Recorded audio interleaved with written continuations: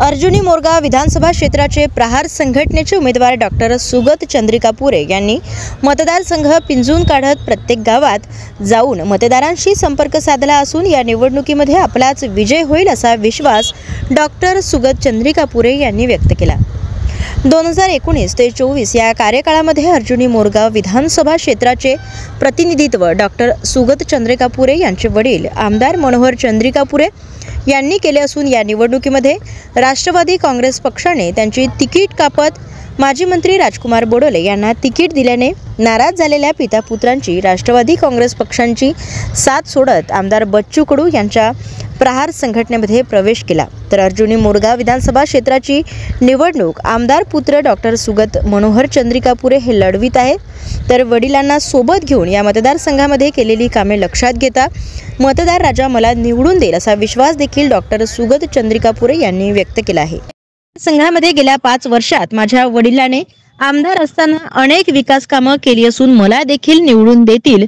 तर बेरोजगार तरुणांकरिता उद्योग आणि शेती उत्पादित कारखाने तयार करायचे असल्याने लोक मला निवडून असे मत प्रहार संघटनेचे नेते डॉक्टर सुगत चंद्रिका पुरे यांनी व्यक्त केले आहे। जनता का बहुत उत्स्फूर्त प्रतिसाद है।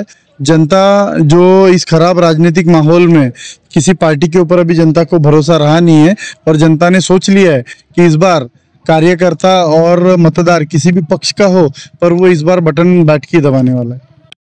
डॉक्टर और इंजीनियर लड़ रहे हैं तो इस बारे में एक ही चीज़ होती है कि जब कोई भी चीज़ खराब हो जाती है, बीमार होती है, तो जब बीमारी से सुधारना होता है तो डॉक्टर ही ट्रीटमेंट करता है, इंजीनियर वो काम कर नहीं पाता। तो आज हमारी विधानसभा क्षेत्र में हमारे पिताजी ने आधा काम कर रखा है, अभी भी आधी बीमारी बाकी दूर होने की है क्योंकि उनका कार्यकाल खत्म हो गया। उसी कार्यकाल को पूरा आगे करते हुए एक डॉक्टर की तरह हम हमारे विधानसभा क्षेत्र का पूरा ट्रीटमेंट करेंगे।